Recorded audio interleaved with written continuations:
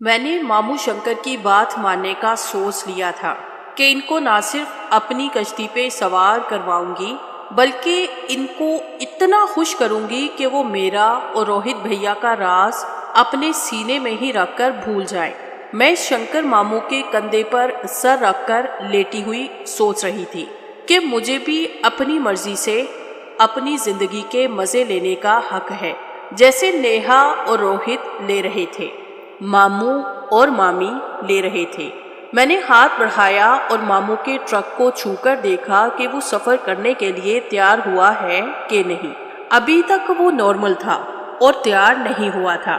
مجھے خود ہی اس کا کچھ کرنا تھا۔ میں نے اس کے اگلے حصے کو ہاتھ میں پکڑا اور دبا کر گرم کرنے لگی۔ کچھ وقت میں ہی وہ بڑا ہو کر ایسے سخت ہوا جیسے اس میں ہوا بھر دی گئی ہو۔ میں نے ماموں کی طرف دیکھ کر کہا کہ دیکھا میں نے کیسے اس کو سفر کے لیے تیار کیا ہے۔ ماموں بولے کہ اگر تم یہ بھی نہ کر سکو تو پھر کیا کرو گی؟ تمہیں دیکھ کر ہی ٹرک سفر کے لیے تیار ہو گیا تھا۔ پھر ماموں نے میرے اوپر کی جانب توجہ کی اور بولے کہ ذرا ان پہاڑیوں کا نظارہ تو کرنے دو، دیکھو ذرا ان میں کتنی نزاکت ہے۔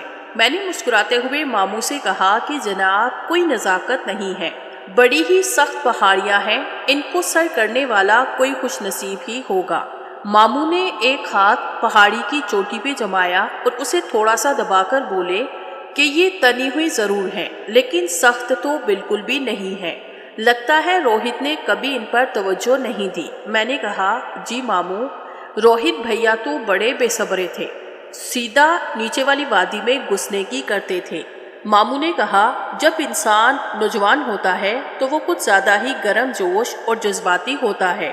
روہت کو معلوم نہیں ہوگا کہ نیچے وادی میں جانے سے پہلے پہاڑیوں کو سر کرنا ضروری ہوتا ہے۔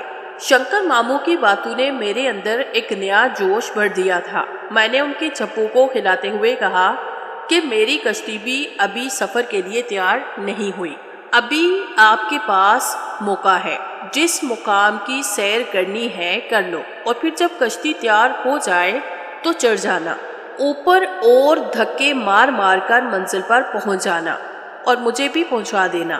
میں خود چاہتی تھی کہ اس بار سفر کسی نئے طریقے سے کروں، ایسا طریقہ جو مجھے بہت زیادہ مزہ دے۔ ماموں کچھ دیر خاموش رہے، ان کے سانس لینے کی آوازیں کمرے میں گونج رہی تھی، ایسے لگتا تھا کہ وہ میری باتوں کو بڑی توجہ سے سن رہے ہیں اور ان کا مزہ لے رہے ہیں۔ پھر بولے کہ اتنی چھوٹی کشتی پر میں کبھی نہیں چڑھا، مجھ سے خوش قسمت تو روہت ہے جو نہ صرف اس پر چڑھا بلکہ 2 بار اس پہ چڑھ کر منزل پہ پہنچا۔ میں نے کہا ماموں آپ کی بات صحیح ہے، روہت بھیا نے بہت برے طریقے سے میری کشتی پار لگائی تھی، اتنے زور کے دھکے لگے تھے کہ یوں لگتا تھا کہ ان کی ٹکر میرے کلیجے تک پہنچ رہی ہو۔ ماموں مسکرا پڑے اور بولے کہ تمہارا وجود جس طرح کا نازک ہے میں تمہاری بات پر یقین کر لیتا ہوں، یقیناً اس کے دھکے تمہیں اندر تک لرزا دیتے ہوں گے، کیونکہ جب طوفان کشتی پر چڑھائی کرتا ہے تو اس کو اس بات کی پرواہ نہیں ہوتی کہ سامنے والی کشتی کس کی ہے اور اس کشتی کا سائز کیا ہے اور مضبوطی کتنی ہے، کیا وہ طوفان کو سہلے گی یا پھر نہیں۔ اس نے تو اپنے سامنے والی ہر چیز کو بہا کر لے جانا ہوتا ہے۔ میں نے چپو کو مضبوط سے پکڑ کر 2-3 بار جھنجھوڑا اور ماموں سے کہا کہ آپ صحیح کہتے ہیں، اس طوفان کی شدت اتنی زیادہ تھی کہ میری کشتی کی دیواریں ابھی تک لرزتی ہیں، اور جب اس نے پانی برسایا تو ہر طرف جھل تھل کر دی تھی۔ ماموں نے کہا شوبھا یقین کرو اس بار طوفان پہلے سے بھی زیادہ طاقتور ہے اور اس کی برسات زیادہ مقام پر ہوگی، تم دیکھنا کہ تمہاری جھیل اور آس پاس کا علاقہ بھی گیلا ہو جائے گا۔ ماموں کی بات میں واقعی وزن تھا، طوفان کا اندازہ تو مجھے ہو ہی گیا تھا۔ روہت بھیا کے سامان سے کافی تگڑا سامان ماموں کا تھا۔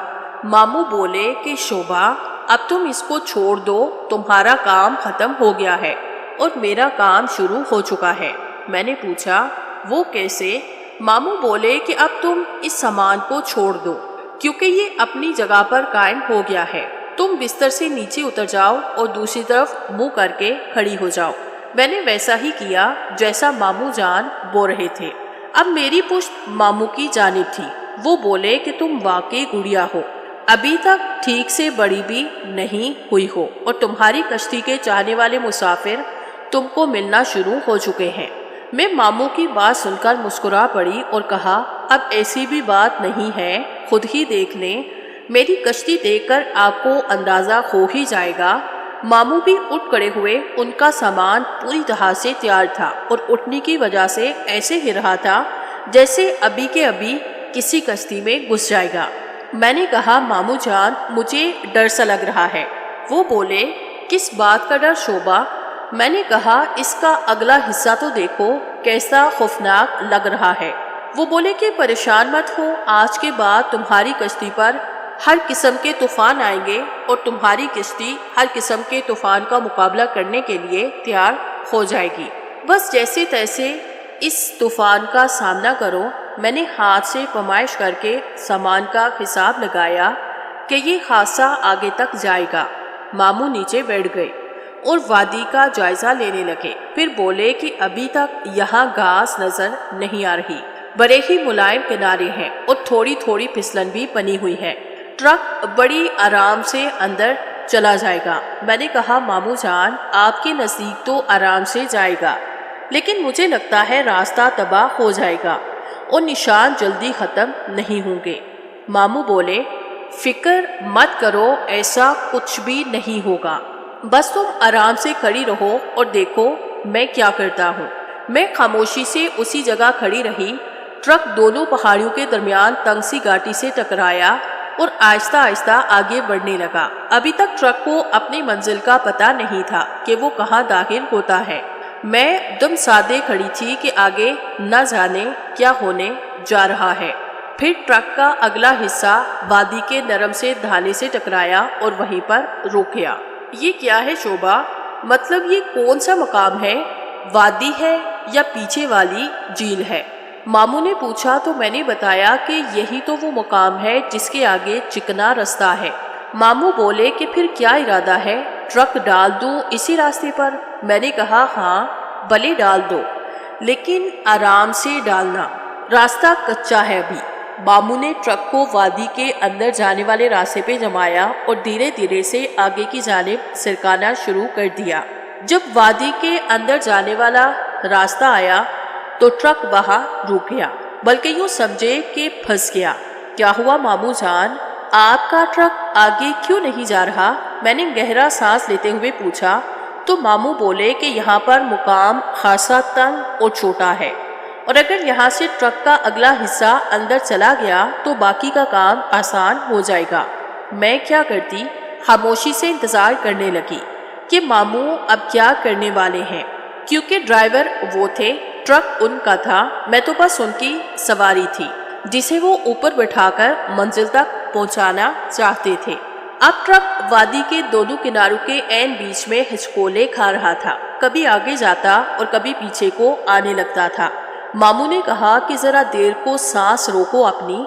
मैंने सांस रोकी तो मामू ने ट्रक को एक झटका मारा तो वो वादी की अंदरूनी दीवारों से टकराता हुआ ऊपर की जानिब निकल गया। वो हाथ से जोर से टकराया था। मैं पूरी की पूरी हिलकर रह गई थी और मेरी चीख निकलने लगी थी, लेकिन मैंने उसे मुंह में ही दबा लिया था।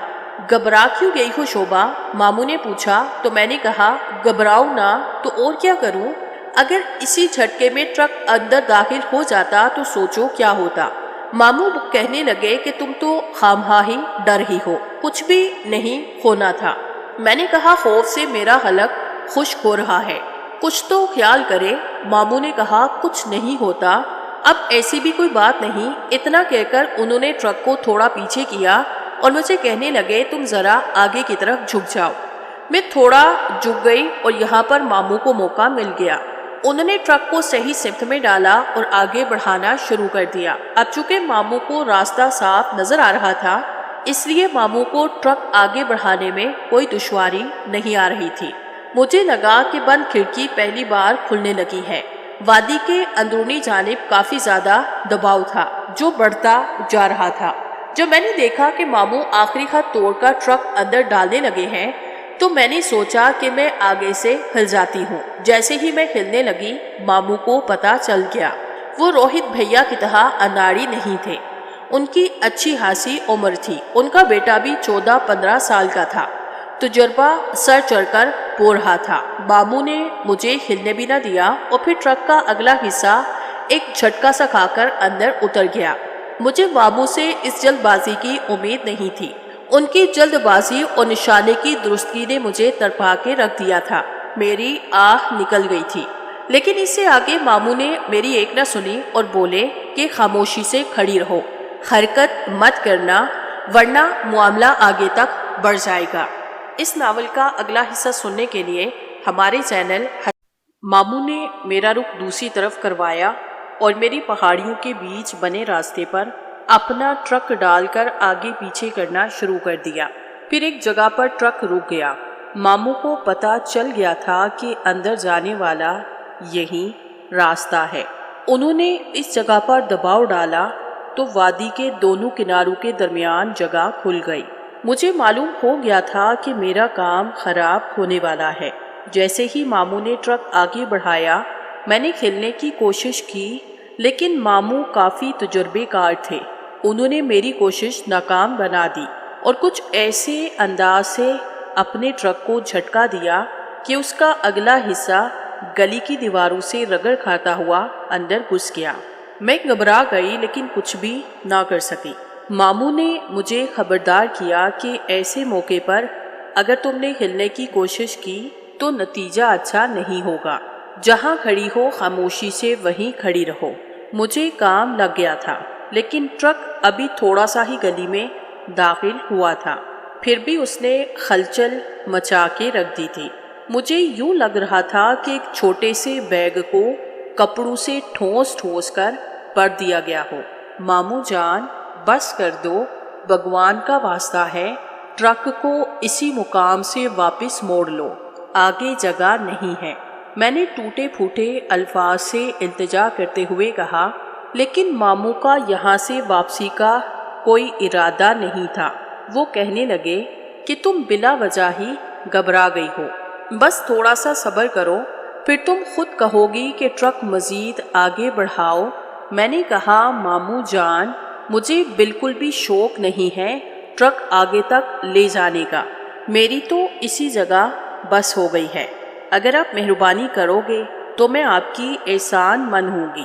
ماموں بولے کہ چپ کر کے کھڑی رہو، پہلے تمہارے اوپر احسان کیا ہے کہ تمہاری اور روہت کی کرتوت تمہارے ماں باپ کو نہیں بتائی، اب اور کتنے احسان کروں۔ میں نے نیچے جھک کر دیکھا تو ٹرک ابھی سارا باہر تھا، بس آگے والا حصہ گلی میں پھنسا ہوا تھا اور میں اسی کی وجہ سے گھبرائی ہوئی تھی۔ میں نے کہا، ماموں جان اگر ہو سکتا ہے تو تھوڑی دیر کے لیے اسے پیچھے کر دو، اس کے بعد پھر آگے لے جانا۔